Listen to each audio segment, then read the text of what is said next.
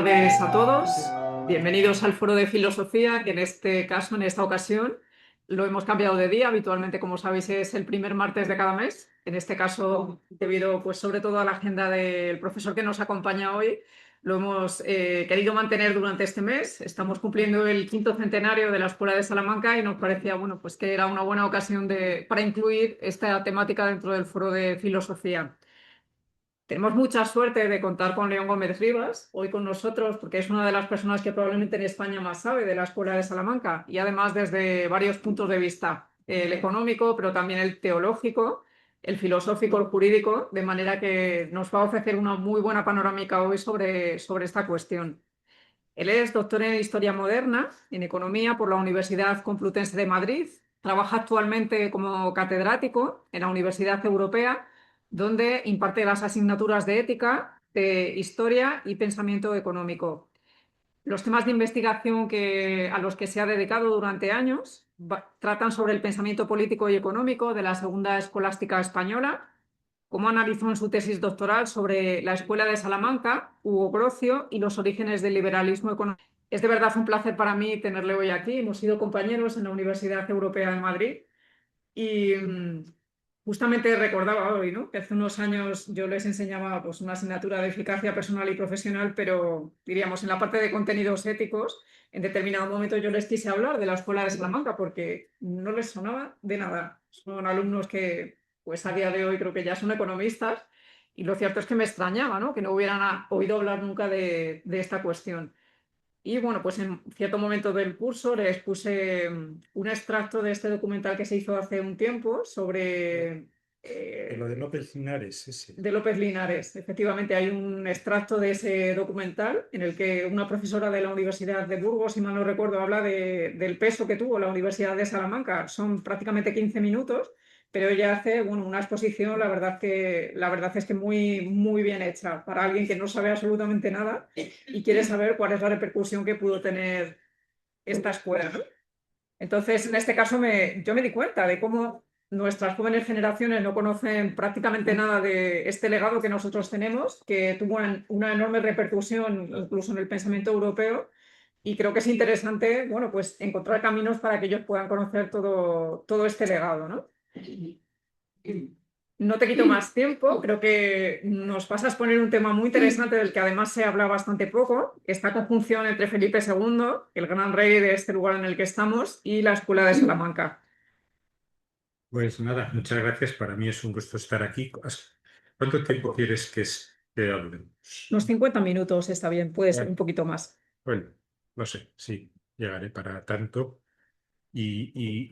Oye, a lo mejor no es mejor sin ese que se oye fatal. ¿Pero lo estáis grabando? Se está grabando. Es que parece que vale. quieren tenerlo.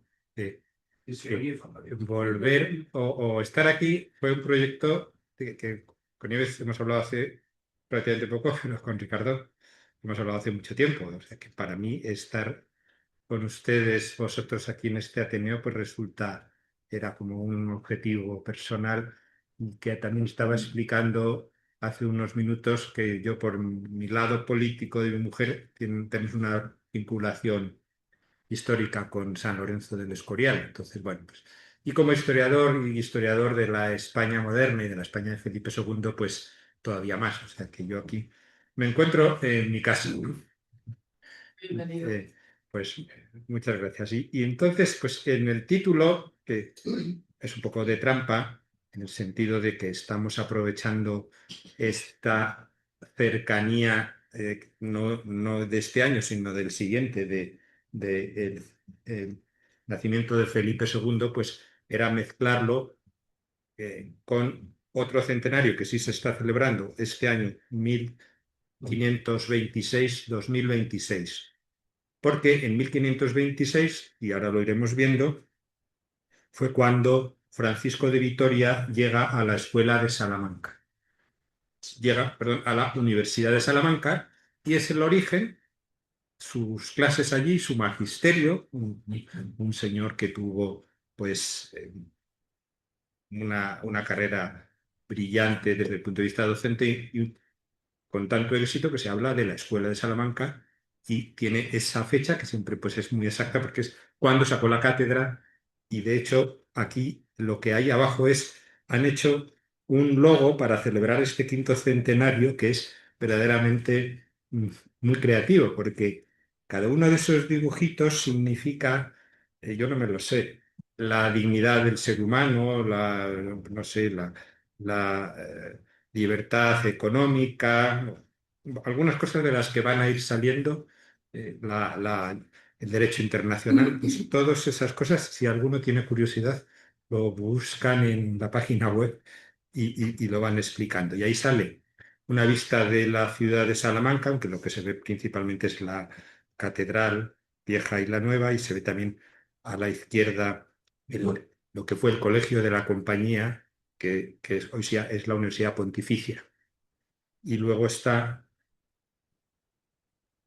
la biblioteca. Me tengo que poner las gafas porque la biblioteca de la Universidad de Salamanca. Aquí hay una diapositiva con muchas letras de quién fue Francisco de Vitoria, que aunque pone su apellido Vitoria, pero nació en Burgos. Fue un fraile dominico y que tiene pues una historia así más académica y más teológica, que tampoco vamos a entrar en muchos pormenores, pero él viaja a París, estudia allí teología y allí dice que conoce y vive una revolución docente que es el incorporar la Suma Teológica de Tomás de Aquino como libro para estudiar teología. Eso no había ocurrido desde incluso de la época de Tomás de Aquino, porque él cuando escribió la Suma Teológica en el siglo XIII no tuvo mucho éxito. Y lo que se estudiaba en teología en los siglos XIII, XIV y XV hasta comienzos del siglo XVI o son las sentencias de Pedro Lombardo, que es un libro, bueno, pues una cosa. Se incorpora la Suma como libro en los estudios de teología y Francisco de Vitoria lo trae a Salamanca. Y a partir de ese momento, 1526, en la Universidad Española, empezando en Salamanca y luego en todas las demás, se sigue este método de estudio de la Suma Teológica.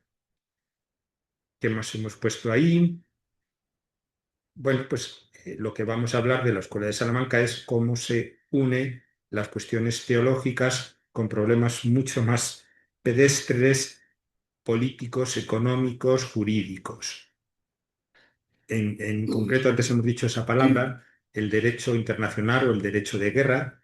Francisco de Vitoria tiene unas lecciones sobre, como se decían en latín, de iure belli, sobre el derecho de la guerra, que luego han sido muy citadas por otros juristas posteriores, y eso que él no era jurista, estamos repitiendo, teólogo.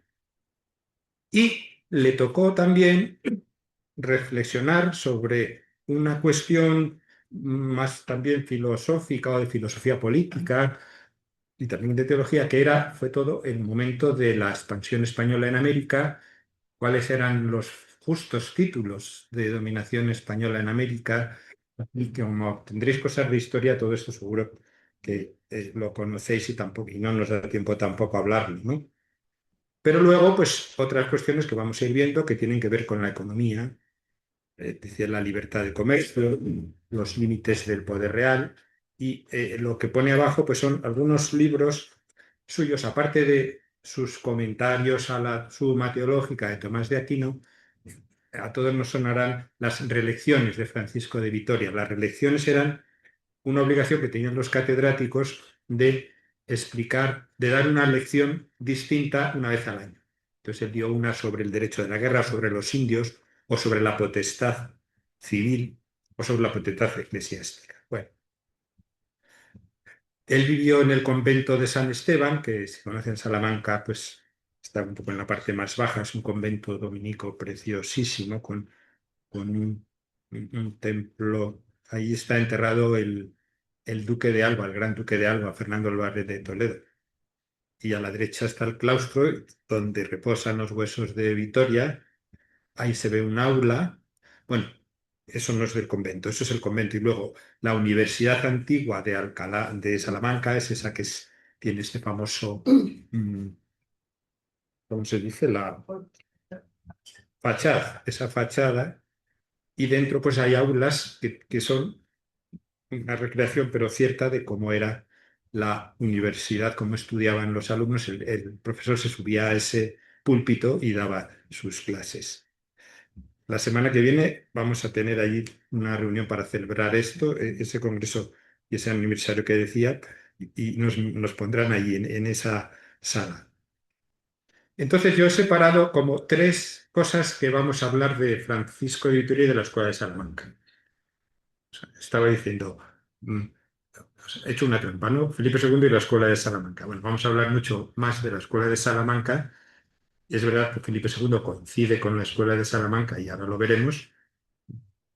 Vitoria coincidió más con su padre, con Carlos V. Carlos V fue a escuchar a Vitoria en una de esas aulas, un discurso que hablaba sobre los indios, porque el emperador estaba preocupado por cómo se estaban haciendo las cosas. Si me separo, parece que vibra menos. Pues me voy a separar así. Cómo se estaban haciendo las cosas en la conquista de América. Y consultó a sus teólogos y fue allí.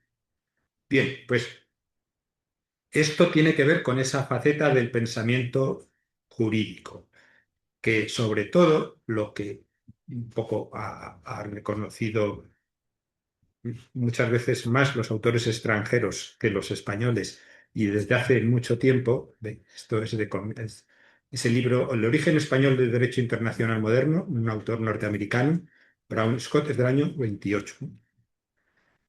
Y dice que son las relaciones de Vitoria las primeras que hablan de cómo tendrían que ser las relaciones internacionales, las relaciones entre los pueblos. Esto en latín es lo que se llamaba el ius gentium, el derecho de gentes.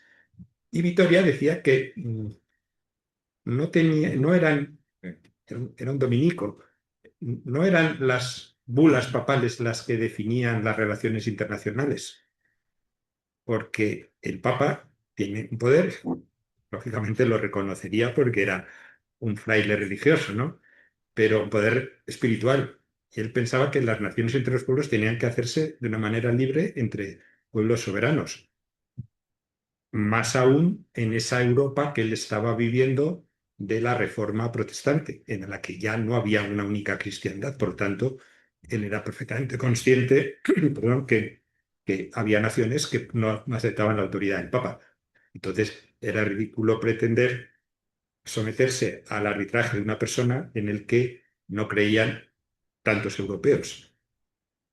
Bueno, supongo que para él les resultaría doloroso, pero era muy realista, diciendo, bueno, vamos a organizar las cosas. Y eso es por lo que se considera el derecho internacional. Y más en concreto, aplicado a cómo fue todo el proceso de conquista, evangelización y civilización de la América española. Eso es lo que antes decíamos, las polémicas sobre las leyes de India, sobre los derechos de conquista, cuáles fueron las razones justas por las que los españoles podían ir a América y cuáles no, y qué derechos tenían los españoles sobre los indios, que eran muy pocos según Vitoria, y qué derechos tenían los propios nativos sobre ellos mismos. Vitoria dijo, eso, estaba antes explicando como cosas muy fuertes para un religioso de la época. Esto lo más importante es, el Papa no es el señor temporal del mundo. Eso lo escribe. Y por lo tanto, los españoles no tienen derecho a ir a América porque un Papa les haya dicho que se lo dona. Eso no es racional ni teológicamente correcto. Pero sí que hay otras razones por las cuales los españoles pueden viajar a América, pueden ir allí. Claro, ellos tienen una obligación, digamos, moral de evangelizar. Eso sí que les permitía ir allí, pero en libertad. Y si no les escuchaban, no tenían derecho a hacer una guerra contra los indios porque dijeran, yo no me quiero bautizar. No. Ellos tienen el derecho de ir. Y sobre todo hay una expresión que se usa mucho, que la escribe Victoria en esas relecciones sobre los indios de Indis, que es el ius communicandi, el derecho a viajar, a comunicarse, a contactar con otras naciones. Los españoles pueden ir allí a comprar y a vender, pueden ir allí a establecerse, pueden ir allí a la vez que hacen todo eso, a difundir su doctrina, claro. A ver, estamos en una España del siglo XVI en las que el elemento religioso pues forma parte del espíritu de esa monarquía católica que además acaba de culminar una reconquista que llevaba 700 años en marcha y claro, pues siempre se ha visto la expansión por América como ese ímpetu. Bueno, ya hemos llegado hasta Gibraltar, pues nos vamos a América, ¿no? Pues además con esa coincidencia, en 1492, en enero, los Reyes Católicos entran en Granada, se cierra la reconquista y en octubre Colón descubre un continente. Bueno, pero volviendo a estos temas más jurídicos, él dice que esos son los derechos, las razones justas, a la vez que va reconociendo que estos nativos tienen ellos tienen algunos derechos. Por ejemplo, antes estaba explicando, el Papa no puede otorgar el derecho de conquista a ninguna nación. Esas son otras razones. Y dos cosas muy importantes que dijo Victoria. Los indios son los verdaderos dueños de sus propiedades. O sea, esto en economía es una cosa que nos interesa mucho, la propiedad privada. La propiedad privada es legítima y además los españoles no se la pueden quitar de las cosas que sean suyas. Y la organización política. Los indios tienen derecho a tener una organización social política, o sea que sus gobiernos son legítimos, a no ser que, por ejemplo, como pasaba con los mexicas y en parte con los incas, aunque no tanto, pues que eran gobiernos tiránicos, abusadores, antropófagos y de todo, ¿no? Y por eso también se habla de cómo la conquista de América realmente los que la hicieron fueron los propios nativos contra los pueblos que les oprimían, porque Cortés, cómo iba a haber conquistado ese, ahora está muy de moda con todas estas, ahora estamos en un momento, ¿no?, como de mucha reflexión desde esto que dijo el presidente de México, bueno, los que, en fin, los mexicanos son hermanos nuestros, ¿no? Pero a veces los presidentes tienen ustedes que pedirnos perdón, ¿no? Y los propios historiadores mexicanos dicen, pero ¿qué vamos a pedir perdón si nosotros y ustedes somos los mismos? Nosotros somos mexicanos porque somos españoles, porque tuvimos, si no, bueno, y ya la última cosa que pone ahí, ya lo hemos dicho, ¿no? La dignidad de los nativos, el derecho de propiedad, el jus gentium. He puesto ahí unas fotos de otro historiador, otro jurista, justo de un siglo después, que se llamó Hugo Grocio. Hugo Grocio, ya en el mundo más jurídico, esto del derecho internacional, es famoso porque es el que ya, podríamos decir, más académicamente fundado en un libro que se llama El derecho de la guerra y de la paz, que era un título que se llevaban 100 años publicando. Se considera el padre del derecho internacional. Lo que pasa es que cuando uno estudia a Hugo Grocio, él lo que hace es citar muchas veces a Francisco de Vitoria. Y es por eso por lo que cuando han entrado a investigar a todos estos autores, incluso los europeos, entre comillas, protestantes, claro, cuando son honestos dicen, sí, Hugo Grocio fue muy famoso, pero gracias a lo que él había leído y citado honestamente, porque hay autores que luego no citan a estos escolásticos, a lo mejor luego sale el nombre de Locke. Locke también es muy famoso, en política, hablaremos de política. Locke había leído a todos estos autores cuando habla del contrato, porque los jesuitas habían escrito mucho sobre eso, pero no les cita. Es verdad que si les citaba en la Inglaterra anglicana podía acabar en una horca. Entonces, bueno, pues seamos compasivos con Locke porque estaba un poco protegiéndose. Pero Grocio, que vivía en una Europa más abierta, se pudo permitir el lujo de ser honesto y de decir que sus fuentes fueron los escolásticos españoles, la Escuela de Salamanca y muy específicamente Francisco de Vitoria.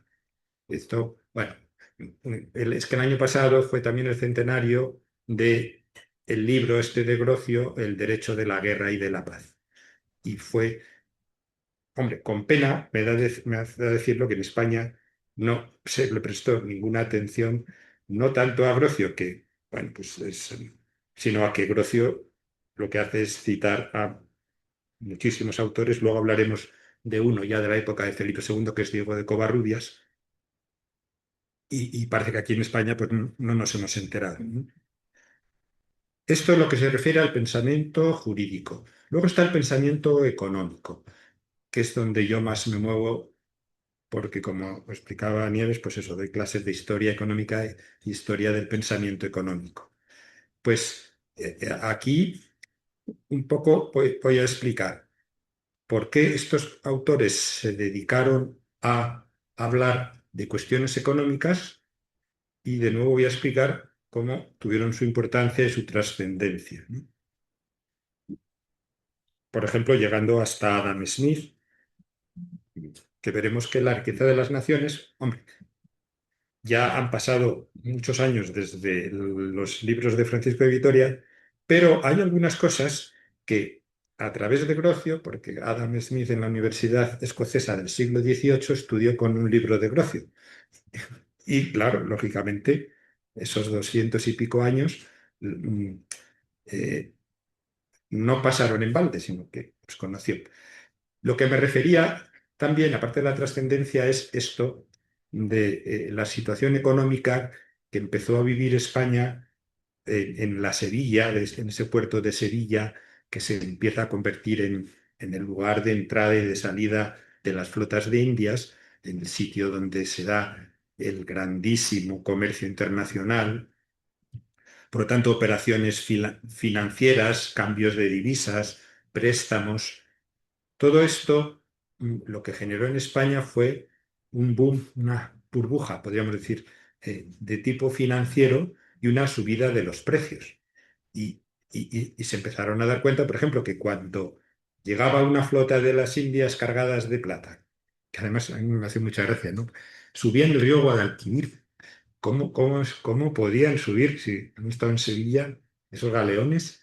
Luego ya se puso en Cádiz el puerto, pero estuvieron ciento y pico años que a veces tenían que tirar y tenían que aprovechar las mareas que llegaba. Si alguno sois de allí, el río Guadalquivir tiene mareas. Quizás ahora había menos que entonces. Bueno, pues todo eso generaba tal actividad económica que cuando te decía, cuando llegaba una plata o una flota o cuando salía, los precios subían y bajaban. Y entonces se preguntaban los mercaderes, bueno, pero si yo esto que lo he comprado a este precio, eh, ahora me lo están pagando el doble, estoy actuando mal, ¿no? Otra vez, tema moral. Estoy cometiendo una trampa de tipo comercial. Y estos doctores de Salamanca, empezando por Vitoria y luego, conforme todo esto se fue haciendo más complejo, dijeron, no, lo que estaba pasando aquí es una ley económica, que es que cuando hay mucho dinero, los precios suben. Estaban hablando de la inflación. Cuando el dinero abunda, su valor relativo a los precios baja, entonces el precio de los bienes sube. Entonces pasaba de una manera muy física y muy material porque llegaba plata. Pero hoy en día, esa misma explicación, ese mismo razonamiento que decían estos doctores, se puede aplicar a cuando un país sobreemite demasiado dinero o cuando un país emite demasiada deuda pública, porque lo que estás haciendo es inundar el mercado financiero con dinero que todavía en aquel tiempo, por lo menos eran monedas de plata, ahora son apuntes contables, pero estás generando una inflación y esa inflación, si se genera de manera natural, como estaba pasando entonces, no es ilegítimo subir los precios.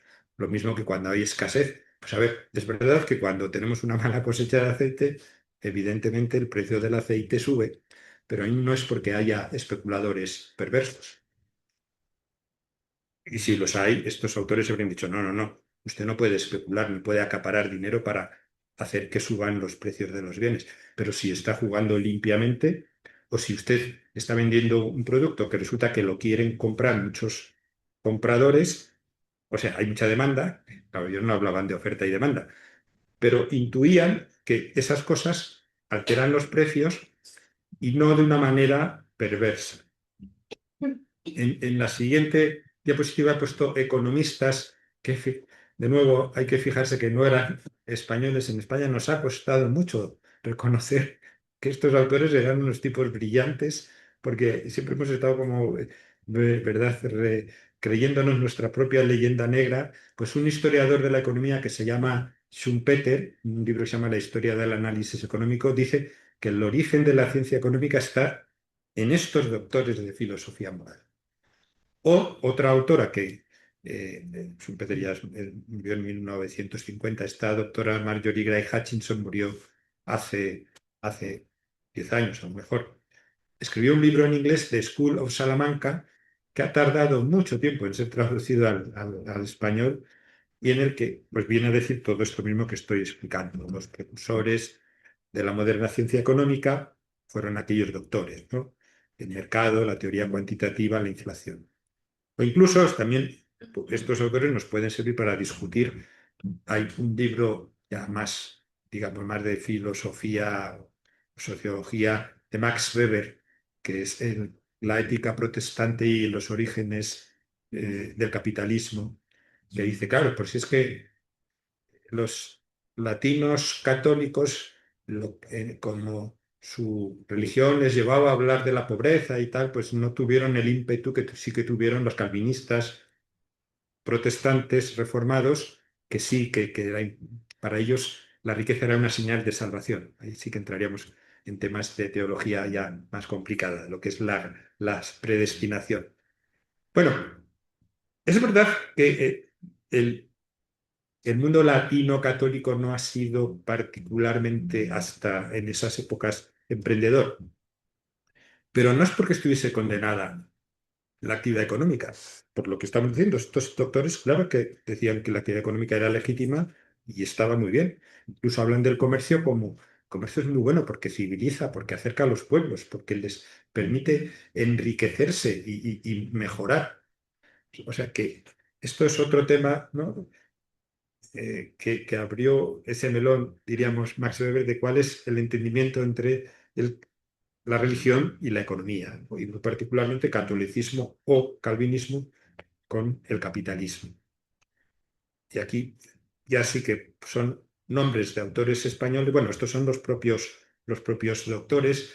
Luis de Molina, que fue un jesuita, escribió sobre el precio justo y sobre los cambios. Juan de Mariana, que habrán oído hablar, porque otra vez el año pasado también fue un centenario, o hace 2 años, ¿no? Escribió un libro buenísimo, que es el Tratado de Discurso sobre la moneda de Villon, que es, él lo llamó en latín de mutatione monetae, sobre la alteración de la moneda, sobre la manipulación de la moneda. Y explica otra cosa que era brillantísima. Estábamos diciendo, cuando llega mucha plata, pues ese valor de la plata se rebaja porque sobreabunda y suben los precios.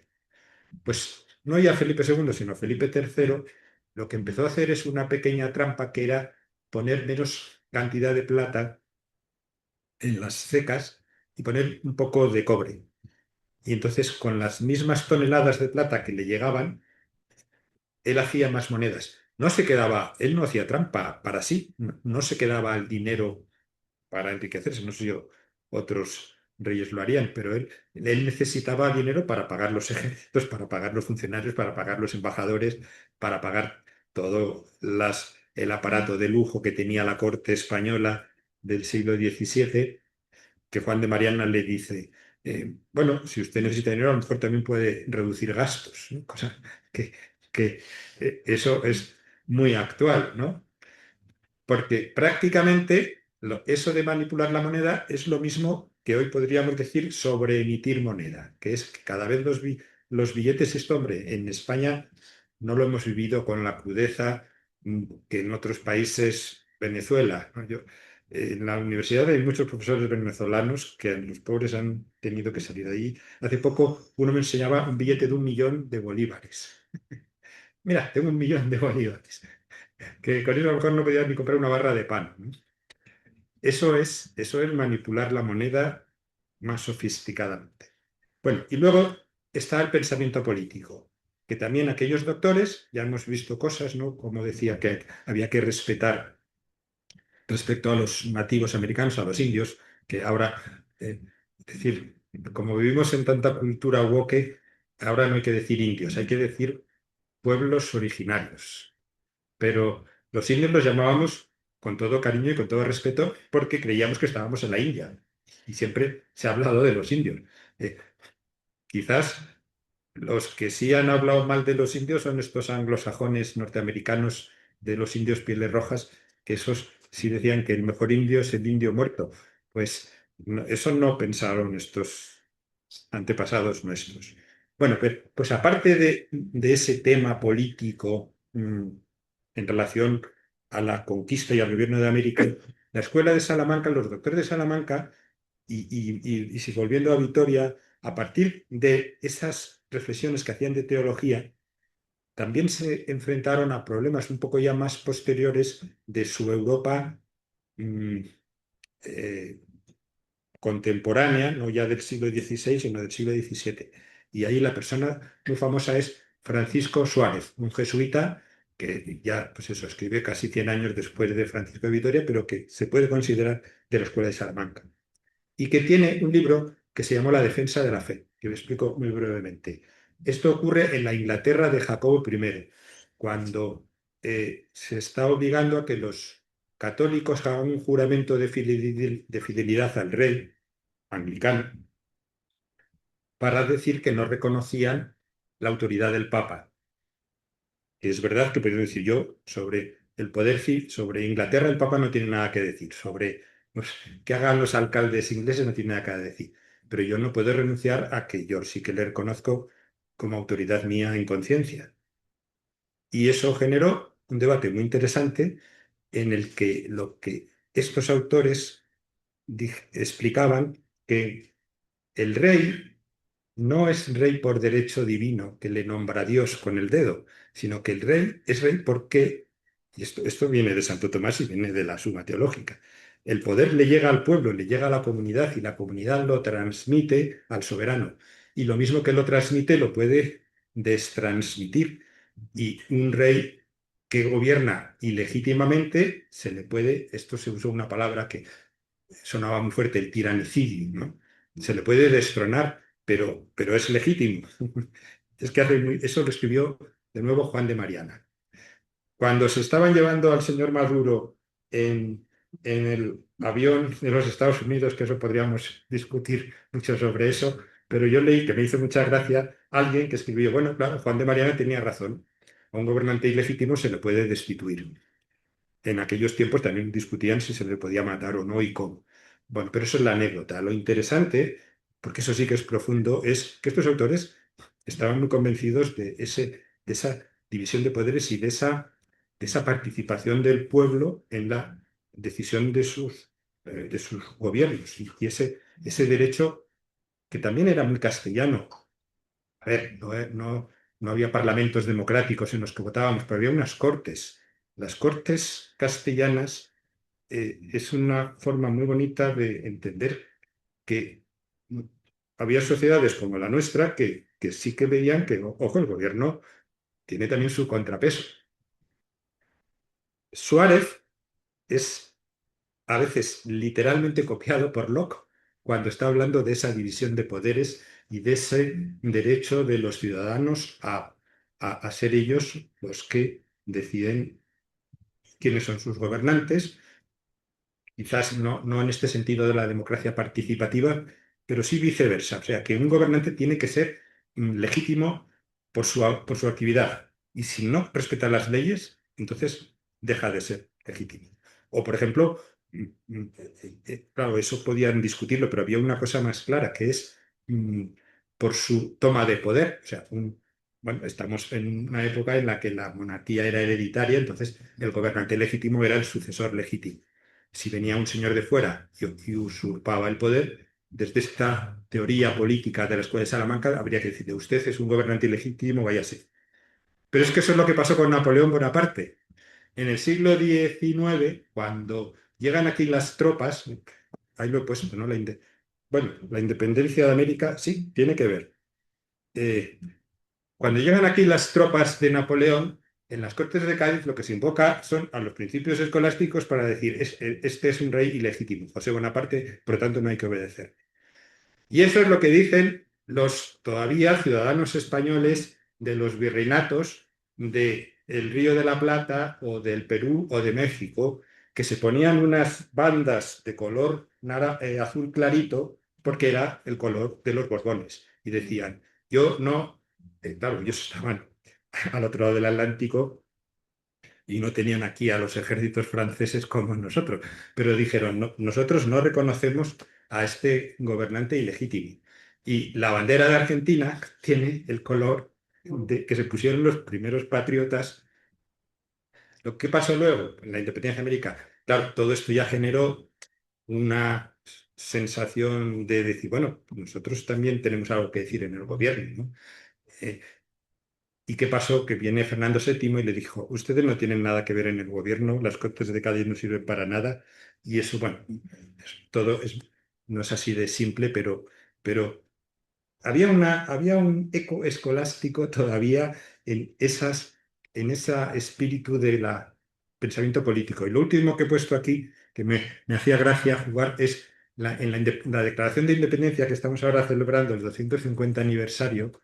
eh, También, esto a veces dirán, estos profesores se vuelven un poco locos buscando raíces escolásticas en todos los sitios, pero es verdad que Jefferson, cuando está declarando la Declaración de Independencia, ha recibido una educación a través de Locke, pero a través de otros autores que seguían conociendo esta vieja tradición escolástica de la separación de poderes, de los límites del poder. Aquí es lo que decía Juan de Mariana, que es el que habla del tiranicidio, y todo está en esa reelección de Vitoria de la potestad civil que fue a los 2 años de llegar a Salamanca. Por lo tanto, podemos decir que de Vitoria a Locke, pasando por Suárez, pues hay una relación en la historia del pensamiento político. Aquí he puesto así, hecho un collage de, bueno, como afortunadamente ahora, pues se está recuperando el Centro Diego de Covarrubias, con el que yo colaboro, el Instituto Juan de Mariana, todos son nombres escolásticos, ¿no?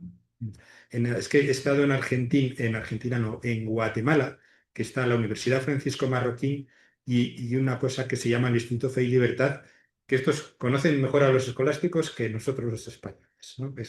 Y tienen esos grabados que hay ahí, que uno de ellos es Diego de Covarrubias, más o menos de forma imaginativa, que ahora hablaremos de él, pues te los encuentras en una universidad de Guatemala y dices, caramba, ¿no? Es verdad que ahora en España con este bueno, centenario, pues estamos un poco, todo el mundo ya está diciendo, sí, sí, la Escuela de Salamanca, viva la Escuela de Salamanca. Bueno, mejor, más vale tarde que nunca. Y entonces quería pasar ya a hablar a la época de Felipe II, que bueno, viene en la siguiente diapositiva, ahora vuelvo a la anterior.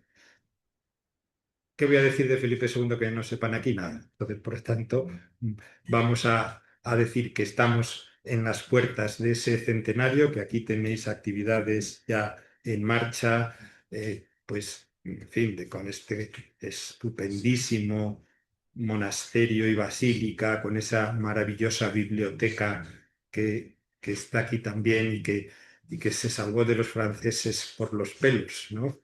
¿No? Y los cuadros, yo no sé, es que una vez me contaban que prácticamente en Vitoria pararon los carromatos que se llevaban montones los franceses, donde han ido, en fin, no sé si aquí también hay algún francés, esos franceses. Bueno, pues Felipe II podemos decir que es contemporáneo a una segunda generación de la Escuela de Salamanca. Y yo quería sobre todo hablarles de una persona que vamos a ver, en fin, por qué sí tiene justificación hablar de Felipe II y la Escuela de Salamanca. Porque en la época de Felipe II, aunque yo no sé si ya con Carlos V ya existían, ¿no? Los consejos. Había unas figuras que eran unos organismos que eran los consejos de Estado, de guerra, de Indias. Uno muy importante era el Consejo de Castilla. Y el que era el presidente del Consejo de Castilla era como el presidente también del Consejo de Estado. El Consejo de Estado era como si fuera, diríamos, el primer ministro, el presidente de gobierno. Pues hubo un doctor de Salamanca porque fue profesor en la Universidad de Salamanca y estudió allí y además es famoso por cosas que ahora iremos diciendo, que se llamó Diego de Covarrubias y Leiva, que era hijo del famoso arquitecto, que vivió entre 1512 y 1577. Él fue a estudiar a Salamanca en el año 27 y fue catedrático en el año 40. Coincidió con Vitoria, con Domingo de Soto. Él participó o sea, que era un señor académico, en una cosa que fue por encargo de Felipe II, una redacción de los nuevos estatutos de la Universidad de Salamanca. Bueno, qué cosas. Esto en las universidades pasa, ¿no? En lo que llamaríamos la ley de Bolonia, pues a Covarrubias le tocó redactarla. Estuvo en el Concilio de Trento y a la vuelta Felipe II le nombró obispo de Segovia, hasta que desde el año 72 hasta el 77 que murió fue presidente de ese Consejo de Castilla y presidente del Consejo de Estado, es decir, fue la máxima autoridad civil en, en la gran monarquía católica. Bueno, en ese momento todavía no se había unido con Portugal, ¿no? Que eso ocurrió un poco después. He sacado ahí esa foto de un profesor que algunos pueda ser que conozcan, que se llama Jesús Huerta de Soto, que es economista, un jurista y economista, que cita mucho a Diego de Covarrubias, porque Diego de Covarrubias, hablando de esas cosas que les preocupaban a estos profesores, que eran los precios y la inflación, y en fin, la dinámica de los mercados y de las finanzas, es uno de los autores que explicó algo que a una de las escuelas de economía, que tampoco vamos a ver aquí, se llama la Escuela Austriaca de Economía, que es un poco una escuela alternativa, muy así protoliberal. Mm, Este Huerta de Soto es ahora famoso porque Milei se considera discípulo suyo y es como muy libertario. Y este Huerta de Soto lo es y dice unas cosas también muy... Pero bueno, más académicamente es un señor que ha puesto encima de la mesa. Diego de Covarrubias escribió unas cosas, no sobre el libertarianismo ni sobre el mileísmo, sino cómo esto de que los precios se forman en el mercado y que son los ciudadanos los que gestionan la actividad económica y no los gobernantes, ¿eh? Hay que dejar a que la dinámica de los mercados funcione. Claro, pero estos autores decían con restricciones y sobre todo con restricciones morales, que es la parte que a mí me parece que hoy en día tendríamos que reivindicar más de estos doctores. Oiga, la actividad económica es una actividad moral y si usted infringe las leyes morales, a mí me gusta decir, eso no es economía, eso es rapiña, como quieras llamarlo, aparte de que es una corrupción y es una inmoralidad, pero la economía para florecer tiene que estarse en entornos de libertad y de pues eso, ¿no? De órdenes abiertos. Esto son cosas sobre Covarrubias, hemos dicho ya Felipe II. Vuelvo entonces a Covarrubias, decía que estuvo en Salamanca, que estuvo en Segovia, está enterrado en Segovia, eh, en la catedral, sí, también tiene un sepulcro que parece que se ha conservado y está allí, ¿no? No le ha pasado como al pobre Cisneros, que en algún momento que fueron a Alcalá de Henares se llevaron sus huesos, ¿no? No, pues, este hombre, o en Burgos también hay un infante español que según llegaron los franceses, en fin, no tengo nada así concreto contra los franceses, pero eh, la verdad es que España hemos vivido momentos de saqueo patrimonial. A ver, por ejemplo, hay algo que es que donde voy no me aguanto de decirlo. Las desamortizaciones, entre comillas, liberales del siglo XIX son la mayor, el mayor atentado contra el respeto a la propiedad privada de las órdenes religiosas, pero también de los ayuntamientos o de los nobles, por parte de un gobierno que además se llamaba liberal. Pero eh, ¿qué es esto de quedarse? Pero es que además la ruina en la que fueron a parar esos monumentos, el desastre patrimonial de esculturas, de retablos que se perdieron, en fin, la riqueza que tenemos en España es un milagro que la tenemos, que la tengamos. ¿Y cómo podría haber sido si no hubiese, primero, la invasión francesa, luego las desamortizaciones de Mendizábal, Y hay que decir, aunque no sea muy políticamente correcto, la Guerra Civil Española se llevó por delante muchísimo patrimonio con la quema de iglesias bueno, pero ese no es el tema de nuestra charla. Yo quería terminar contando Covarrubias como presidente del Consejo de Castilla y, por lo tanto, eso, primer ministro de Felipe II, pues le tocó un profesor de la Universidad de Salamanca. Imagina que nosotros de repente nos dicen, "Hala, usted primer ministro, a gobernar". Bueno, pues claro, eh, habría estado muy bien que él pudiese poner en marcha pues esas bonitas políticas que había escuchado Francisco de Vitoria, pero me imagino que el pobre Covarrubias habría hecho lo que hizo, lo que habría podido hacer y le tocaron jaleos muy potentes. Por ejemplo, en su época tuvo pues una parte muy compleja en las guerras de Flandes, que hay que he tenido buscando fotos de los tercios. Él fue contemporáneo de la época del Duque de Alba como gobernador de los Países Bajos, de un sucesor, porque el Duque de Alba se debió pasar también de la raya con la dureza y la represión de todos los holandeses, aunque también como historiador hay que decirlo, los holandeses pertenecían al Ducado de Borgoña. El Ducado de Borgoña pertenecía a Felipe de Borgoña, que se lo hereda su hija Juana y que lo hereda Carlos V. Carlos V no invadió los Países Bajos, era el legítimo rey de Borgoña. Y por lo tanto, lo que era ilegítimo era una rebelión. Porque ahí se montó un jaleo también con la reforma, decía, los calvinistas, los católicos, en fin. Felipe II prudentemente se lo trajo a España, al Duque de Alba, y puso a Luis de Requesens, que fue un noble muy ponderado, que además una de las primeras cosas que hizo fue un perdón, ¿cómo se dice? Completo, ¿no? Una amnistía, que decíamos ahora, exactamente. Pues se murió allí de disentería el pobre. Y el siguiente que todavía en época de Covarrubias fue don Juan de Austria. Don Juan de Austria, que venía en el año 71 de ganar la batalla de Lepanto, que pues, una cosa que podemos estar orgullosos.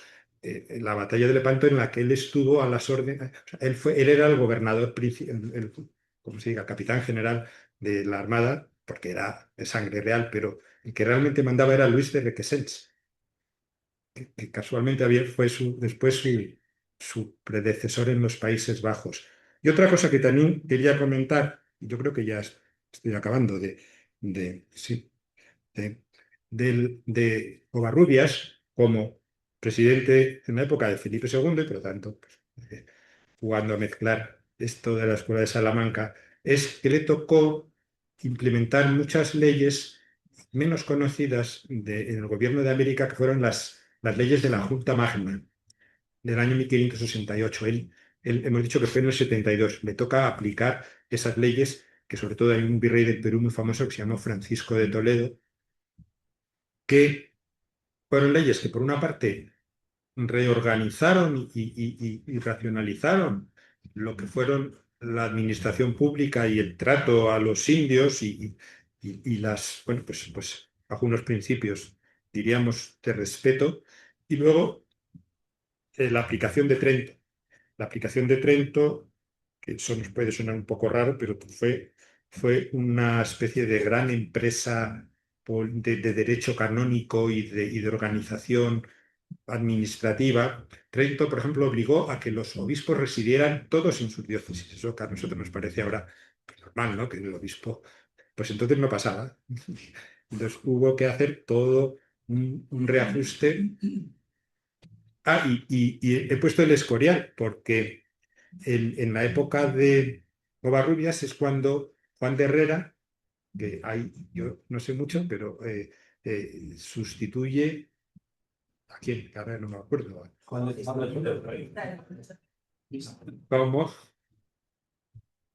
como arquitecto superior en ese momento. Claro, yo venía pensando, ¿qué vería pues en esos años 72 al 77? ¿Qué vería del Escorial? Pues vería las obras, ¿no?